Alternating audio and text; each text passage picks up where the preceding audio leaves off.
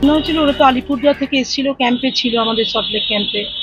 সেখান থেকে আচমকা ওদের মধ্যে কেউ কেউ ঠিক করে যে আমরা একটু দীঘা যাব, কেউ ঠিক করে আমি আবার চলে আসবো কালকে, একটু ব্রিজ দেখতে যাব। বাচ্চারা যেমন বলেছে দীঘা, বড়রা বলছে আমরা ব্রিজ, হাওড়া ব্রিজটা দেখতে যাবো। যেমন আকর্ষণ থাকে মানুষের এলে। কতজন আহত হয়েছে? 7-8 জন তো নিশ্চয়ই। হ্যাঁ, 7-8 জন।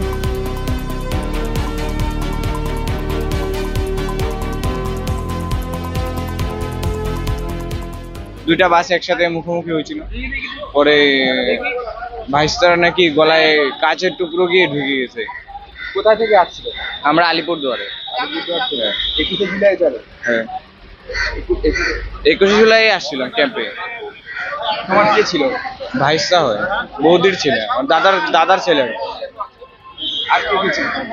আরো কয়েকজন ছিল।